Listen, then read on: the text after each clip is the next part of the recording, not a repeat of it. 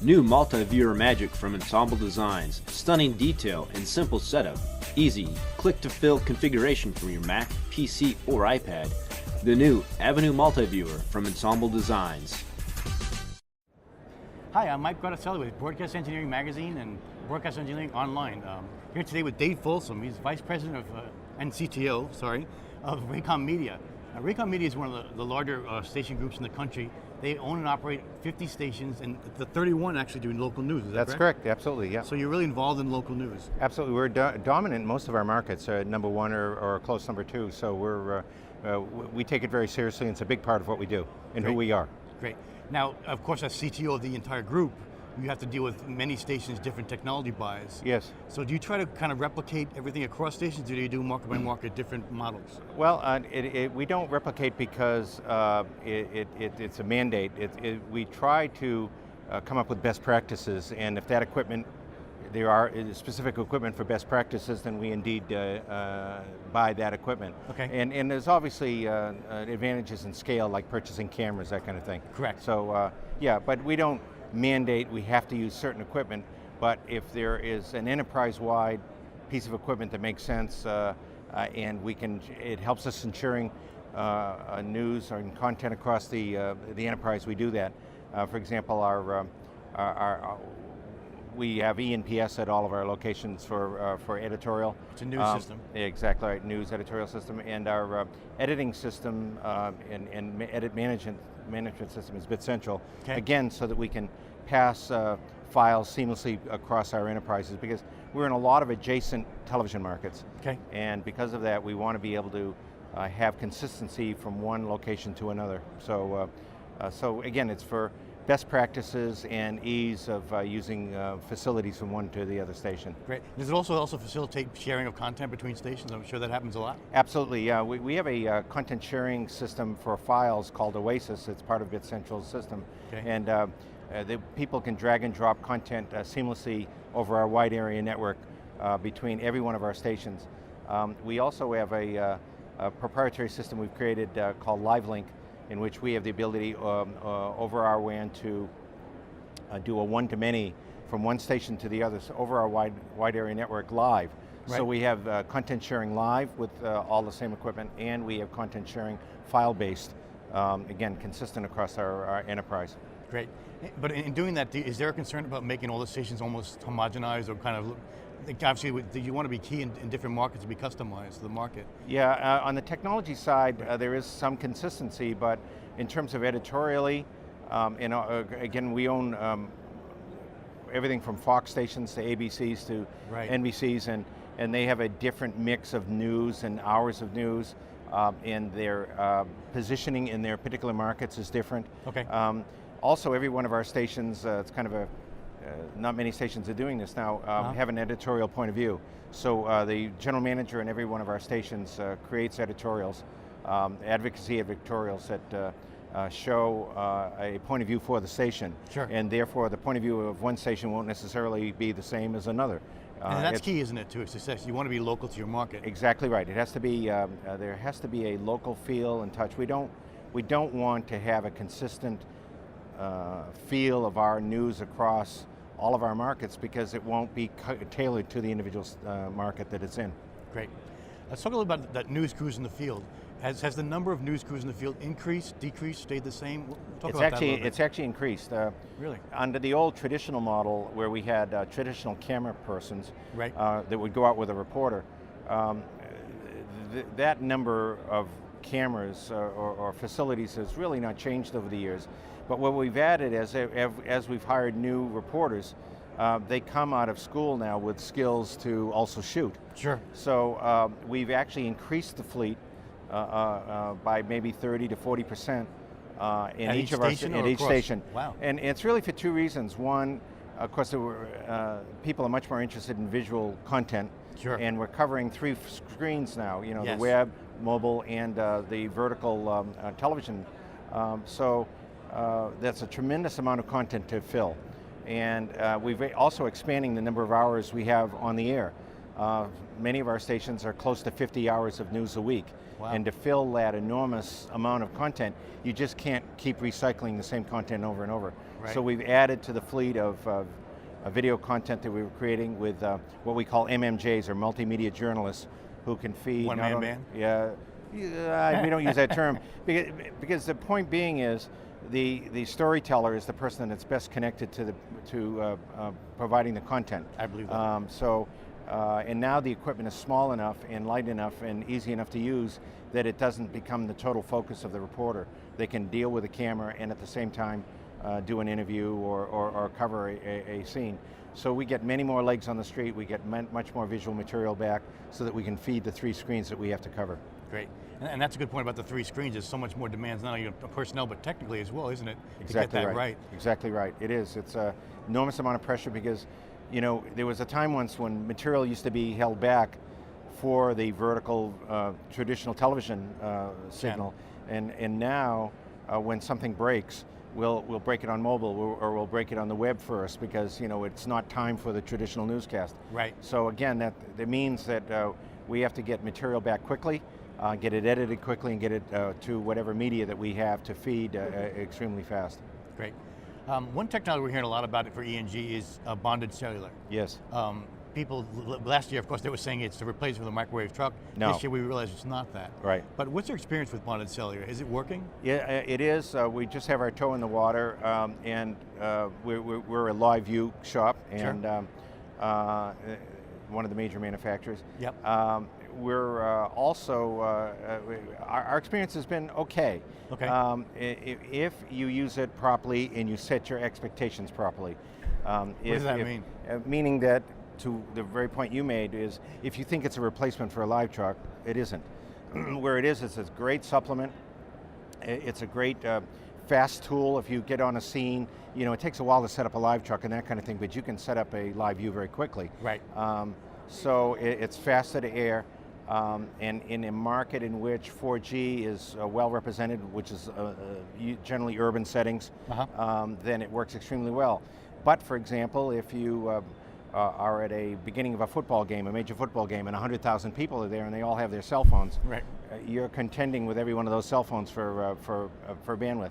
Right. So again, if your expectations are set properly and you think about it properly, it's a great tool.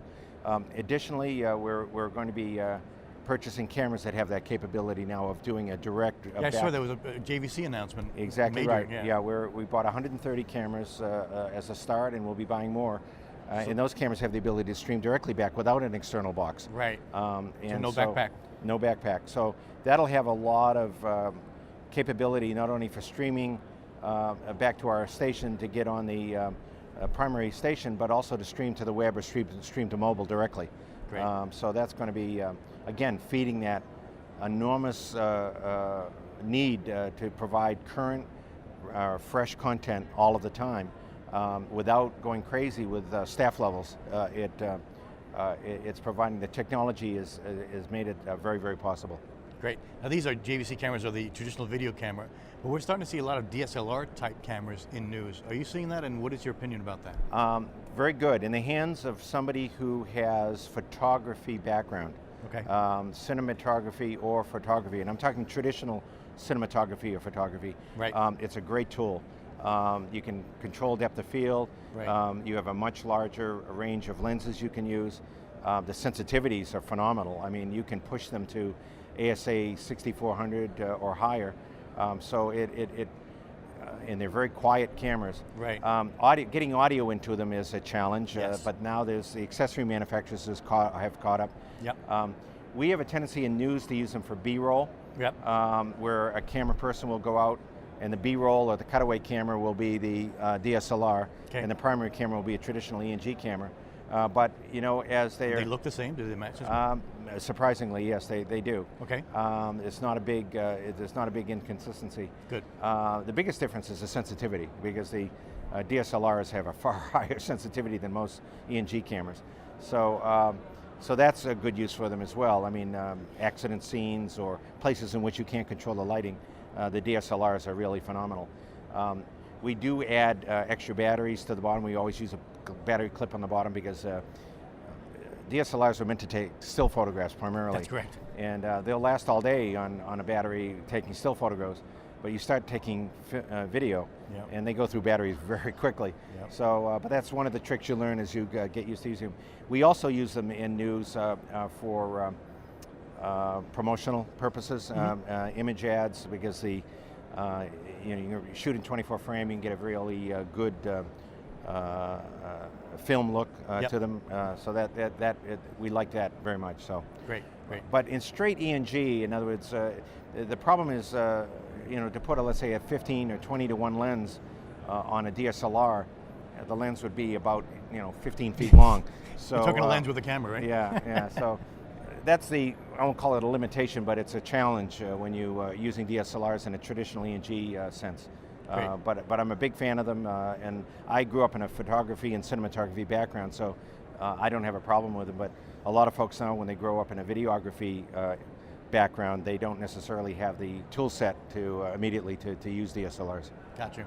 And then, of course, down market, we're talking about people running around with iPhones shooting news and Exactly citizen right. journalism. Absolutely. Is that a respectable way to capture news, would you say? Well, I mean, more often than not, I mean, it's very difficult for a major news event to happen nowadays without somebody capturing it on some video recorder, whether it's a tornado or God forbid, a shooting, or, I mean, it's amazing. When you say a video recording, you mean a cell phone? Cell phone or any other type of video recording. I mean, it could be a camera that has the capability of, I have a little still camera, a little Yes. miniature one that will do video. You're a citizen journalist then. Well, but the point being is it's interesting. The expectation now is if some major event happens that somebody captured it on video. That is the expectation now, Okay. as opposed to, wow, somebody caught it on video. So quality doesn't matter, is what you're saying? No, quality does matter, but content trumps quality. Okay. So if somebody has a picture of that tornado or the house being picked up and Sure. blown away, or that automobile accident, God forbid, or whatever it is, and they captured it on video, Right. people say to themselves, "To heck with the quality, let's get that," because the content is so compelling that the quality from some of these miniature cameras is getting very good. Right. Everybody knows Absolutely. about the GoPros and the point of view Absolutely. cameras. Absolutely. I mean, those are used in major films now. There's a great leveling field now of content quality and what people expectations are. So. What does that do to the news crews though, when they say, oh, you're using video from a guy in the street, or you're paying me to be a cameraman? Is there kind of a political battle going No, on? I don't think so. Particularly, I don't think they use it instead of video that they have. Okay. They use it because they weren't able to capture the video because they weren't there. Gotcha. So I think that is much more of what happens So in it's reality. citizen journalism is a good thing for stations, not necessarily a bad thing. No, it's a great thing Yeah. because it provides, again, remember, particularly when you're dealing in a 3-screen environment, Right. people, particularly in mobile and web, are far more visually oriented than text. Okay. So that if you can provide a visual clue to or a representation of what the news event is, that's a big thing. And if you didn't have a crew there when it happened, and it's unlikely, more likely than not, in one of these events that there would just happen to be a crew there. Right. It's good. So I mean, again, think of how many major events have happened over the past years, just in the past 5 or 10 years, Right. in which the only compelling video was a citizen that took it before the crews got there. There's a Pruder film with the Kennedy assassination, Oh, right? absolutely. The first citizen journalism, I probably. mean, the airplanes hitting the towers. the towers, Absolutely. Twin Towers. Much of that original video, horrible to watch, but Yeah. nonetheless, it wouldn't have been documented unless some citizen hadn't held their phone up or held a camera up to see it. So So do you actually promote that in your stations? Like, yes, we do. Tell people, send us your yes, video? we do. All of our mobile content has a little icon on it in which it asks you if you have something that you want to upload. Push this button and it So you make talks it you easy. through it. We Yeah. make it easy. Yes, sir. Great, Yeah, excellent, yeah. excellent. So, and as far as talking mobile platforms and whatnot, a way to extend your newscast is over mobile TV. Yes. This is emerging technology. Yes, How it many is. stations are actually doing mobile in your company? We're doing streaming at all of our news markets. Really? Yes, but we don't stream 24 hours. Well, we stream our content is So it's as a much of our simulcast of the newscast? Yes, and as much of our content as we have rights to. And that's the big merging part of this whole technology. It's not the technology itself, but the rights management behind the scenes. Right. And some syndicators have provided the rights and others are still thinking about it. Right. Some networks are a little more liberal than others. Some networks have plans so you can partner with them to stream their content, Sure. some don't. Sure. So but the content we own, the content that we have the rights to, we are streaming. And as far as from a technology standpoint, does it propagate well? Can people receive the signal? Absolutely. All of our streaming is done in an adaptive form, meaning that it automatically adjusts to the amount of bandwidth that is available to the viewer, and so their experience is really very good. Are you seeing good results from testing? Yeah. It's part of it is competitive. Obviously, everybody else is doing it, so you want to be able to do it. But the competitive portion of it and the measurement portion of it is still in its infancy. Correct. And Nielsen, AC Nielsen, as you probably know, is working towards coming up with a consistent methodology. Exactly right. But yet there's only 150 stations total in the whole country on the air right now. Mm-hmm. So it means not all of your stations are doing mobile. Right. What are the kind of limitations in your mind right now to mobile TV? Rights. Rights? Rights. Not technology? No, not technology, it's rights. Really? Yeah, okay. Yeah. That's the only limitation we have. Right. I mean, obviously there's a basic cost and knowing how to use the technology and having the appropriate parts and pieces, but that part of it we have been doing for quite a while, so that we have a handle on. But our only limitation at the moment right now is rights. And what about the availability of the receivers? And there's not many cell phones out there. There's not many devices. Does that concern you? It's I think the latest statistics say that 8 of 10 phones being sold now are smartphones, and one would assume any smartphone is capable of receiving the content. Over an IP stream, but not over the air. No, okay. You're talking mobile now. I'm sorry, I'm talking mobile DTV. Okay, mobile DTV. Excuse me. Yeah, no. Yes. On the mobile TV, how many stations are you doing mobile DTV? Right now we have 6. 6, okay. Yeah. And what's your experience there? It's still limited because the availability of the receivers, and there was 2 manufacturers of devices, and there'll be more after this NAB. A few were announced. Legato is one, Samsung makes a phone that's another. Exactly right, and so it's still very limited. Right. So is it worth the investment for stations to do it? Yes, because like all emerging businesses, you have to be willing to invest in it and build the infrastructure. If you build it, you hope they will come. You know?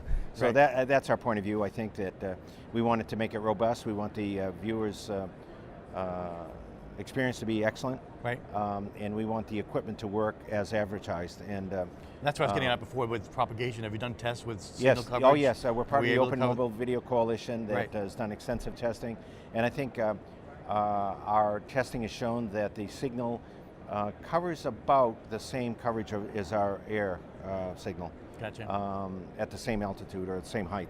So, so far I think they're pleased with the coverage, and of course the coverage is better if you're in if you're in a vehicle, for example. Of course. An ATSC signal does not hold up well in anything that's moving, but that's where the mobile DTV signal is very robust. Gotcha. So, I have high hopes for the backseat of automobiles, and absolutely. You tend to be in markets that are not so topographically challenging, right?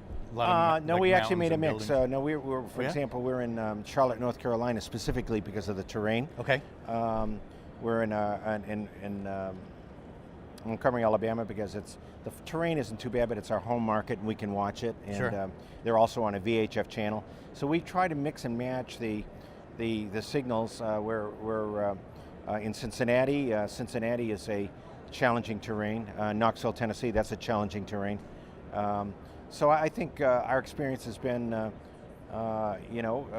depending on the quality of the receiver and depending on where you are and whether you have the antenna extended or not, I think we're pretty satisfied. And as more and more manufacturers get involved and the receivers evolve, if you remember at the first days of ATSC, the first 3 generations of receivers were pretty crude. Correct. It wasn't until the 4th and the 5th generation of receivers, I think we're up to the 6th and 7th now. Because people learn from field testing. Exactly right. The 4th and 5th generation then the receivers became very robust, and as technology evolved.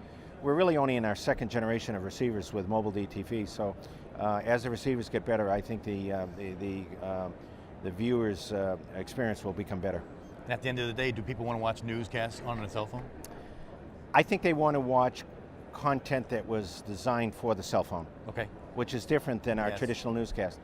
I'm a firm believer that if you take the material that we are now creating for our own vertical television station newscast and just port it to our mobile, that's not the end game.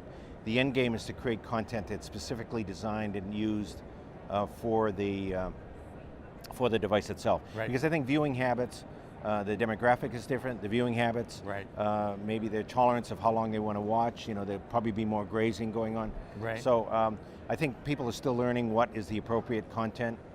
It'll be the same underlying content, but the way it's presented and the means in which it's presented might be quite different. That sounds like though it requires more staff to do that. More, you want to shoot it once and distribute it many, but you're saying I think it's you want a separate team. Well, not necessarily a separate team. There obviously have to be people that are focused in on our other content, our IP content. Right. But the technology behind the scenes allows for a one-to-many publishing. And so on the editorial side, the writing side, and on the media creation and curation side. So we try to use a little bit of technology and also editorial judgment. And you do have to put personnel at it. It can't all happen automatically, particularly on the curation side. Right. And the last question is, the future of news with the internet and whatnot, where people get news. What does the future of the local broadcast newscasts look like? I think. Does it survive in 10 years, let's say? I believe that we have an extremely strong brand. Okay. I think we have built up over the last 50, 60 years a brand that is trusted and has been there when the worst of times and the best of times. And that resonates very strongly in the minds of the viewer. Okay. And I believe that trust, that expectation level is portable and moves to our mobile content and our web content. Right. And I think if we deliver it in a form that they like it, our credibility that came about as a result of our 60 years of creating credibility, that brand identity will go a long way. The old standing joke is the railroad people forgot that they were in the transportation business. They thought they were in the train business. That's a great brand. Broadcasters have got to remember they're not in the delivery business, or shouldn't be in the delivery business. They need to be in the content creation business. And how it's delivered is secondary to the quality and the content that we deliver, and the credibility that's underlying all of that.